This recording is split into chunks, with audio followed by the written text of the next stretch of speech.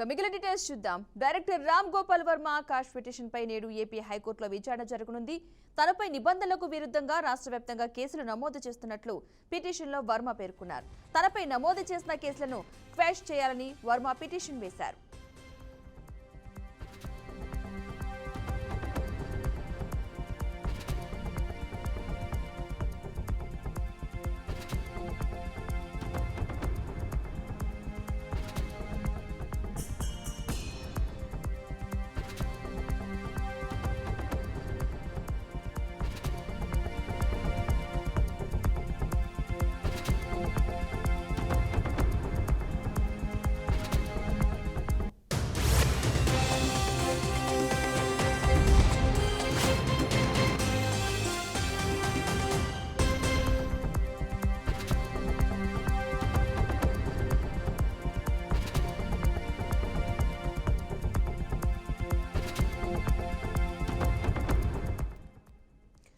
Director Ram Gopal Varma quash petition పై నేడు AP హైకోర్టులో విచారణ అయితే జరగనుంది. తనపై నిబంధనలకు విరుద్ధంగా రాష్ట్ర వ్యాప్తంగా కేసులు నమోదు చేస్తున్నట్లుగా పిటిషన్లో వర్మ అయితే పేర్కొన్నారు. తనపై నమోదు చేసిన కేసులను కూడా క్వాష్ చేయాలని వర్మ పిటిషన్లో పేర్కొనడం జరిగింది. ఇదే అంశానికి సంబంధించిన పూర్తి సమాచారాన్ని మా ప్రతినిధి శ్రీనివాస్ అందిస్తారు. శ్రీనివాస్, పద్మ, ఏదైతే రామ్ గోపాల్ వర్మ ప్రముఖ సినీ డైరెక్టర్ ఉన్నారో ఆయన మీద అయితే రాష్ట్ర వ్యాప్తంగా పలు స్టేషన్లో కేసులు నమోదైన పరిస్థితి. దీనికి ప్రధాన కారణం నారా చంద్రబాబు నాయుడు, నారా లోకేష్, పవన్ కళ్యాణ్ ఫోటోలు మార్ఫింగ్ చేస్తూ అసభ్యకరంగా కూడా ట్వీట్లు పెట్టారనే అభియోగంతో ఇప్పుడైతే స్టేషన్ లో కేసులు నమోదు చేశారు.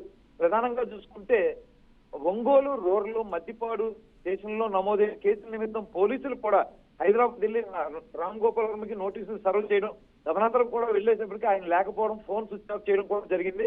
దీంతో సోషల్ మీడియా వేదికగా ఆయన స్విచ్ ఆఫ్ చేసి అబ్స్కాండ్ లో ఉన్నారని కూడా ఒక ప్రచారం అయితే జరిగింది.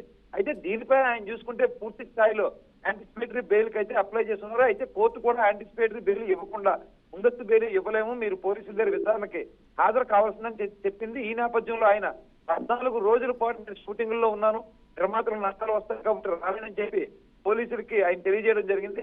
అయితే ఈ రోజు ప్రధానంగా చూసుకుంటే 3 అంశాలు.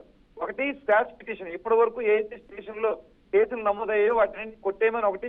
మరొకటి పూర్తిగా చూసుకుంటే భవిష్యత్తులో ఎలాంటి కేసులు ఈ విషయమై నమోదు చేయకూడదని మరొక అంశం. ఇలా 3 అంశాలతో ఆయన ఈ రోజు అయితే కోర్టుకి పిటిషన్ వేసిన పరిస్థితి ఉంది. ఈ రోజు దాని మీద పూర్తిగా కూడా అంటే జడ్జి గారు వివరణ ఇవ్వనుంది. పూర్తిగా 3 అంశాలు మాత్రం ఈ రోజు అయితే, ఒకటి స్క్వాష్ పిటిషన్, 2 భవిష్యత్తులో కేసులు పెట్టకూడదని, 3వది మనం చూసుకుంటే కనుక 3 అంశాలని కూడా ఆయన ఈ రోజు తరపు లాయర్ అయితే కూడా పూర్తిగా కూడా కేసు వాదించే అవకాశం అయితే ఉంది. Padma, right, thank you Srinivas.